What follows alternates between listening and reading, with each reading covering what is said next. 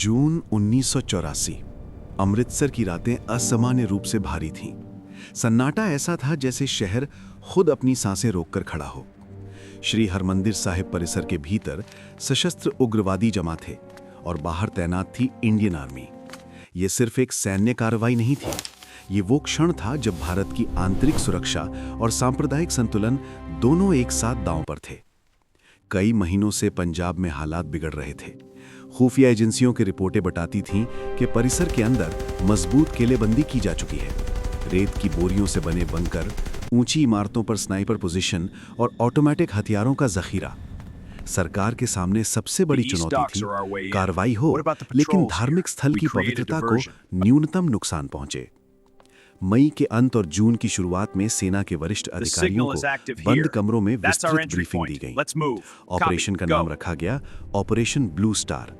योजना साफ थी, पहले शहर को सील किया जाएगा, संचार बंद होगा और फिर सीमित सटीक कार्रवाई से नेतृत्व को अलग थलग किया जाएगा।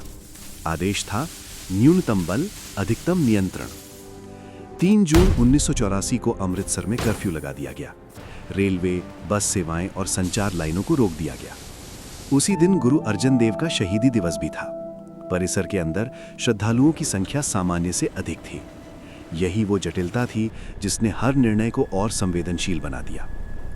5 जून की रात विशेष इकाइयों को आगे बढ़ने का आदेश मिला।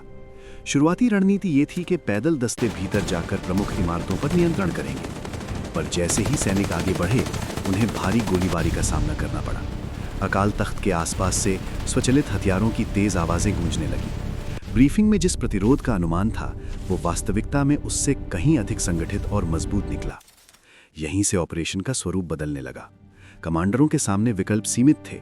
क्या वे पीछे हटें और लंबी घेराबंदी करें, या तुरंत निर्णायक कार्रवाई करें ताकि स्थिति और न बिगड़े। समय के साथ तनाव बढ़ता जा रहा था। आशंका थी कि यदि कार्रवाई लंबी खिंची तो पूरे पंजाब में हिंसा भड़क सकती है। रात गहराती गई। निर्णय लिया गया कि बख्तारबंद गाड़ियों और हल्के टैंकों का सीमित उपयोग किया जाएगा, खासकर उन हिस्सों में जहां से सबसे ज्यादा फायरिंग हो रही थी। ये एक कठिन और विवादास्पद फैसला था। ब्रीफिंग में पहले इस विकल्प को आखिरी उपाय कहा गया था, लेकिन हालात तेजी से बदल रहे थे। 6 जून की सुबह तक अकाल तख्त को भारी क्षति पहुंची। उग्रवादियों के प्रमुख नेता मारे गए। आधिकारिक आंकड़ों के अनुसार सैकड़ों लोग मारे गए, जिनमें सैनिक, उग्रवादी और नागरिक शामिल थे। वास्तविक संख्या को लेकर बहस आज भी जारी है, लेकिन एक बात स्पष्ट थी, कार्रवाई ने देश को भीतर तक हिला दिया।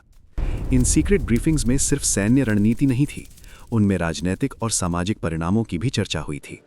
डर था कि ये कदम व्यापक सांप्रदायिक तनाव को जन्म दे सकता है, और वही हुआ। अक्टूबर 1984 में प्रधानमंत्री इंदिरा गांधी की हत्या और उसके बाद भड़की हिंसा ने देश को गहरे घाव दिए। इतिहास पूछता है, क्या कोई और रास्ता था? क्या घेराबंदी लंबी की जा सकती थी? क्या बातचीत का एक और प्रयास संभव था? या फिर हालात ऐसे थे कि कठोर निर्णय अनिवार्य हो चुके थे? ऑपरेशन ब्लू स्टार सिर्फ एक सैन्य अभियान नहीं था, ये वो मोड़ था जहां सुरक्षा और संवेदनशीलता आमने सामने खड़े थे। बंद कमरों में लिए गए फैसलों की गूंज आज भी सुनाई देती है, हर बहस में, हर याद में।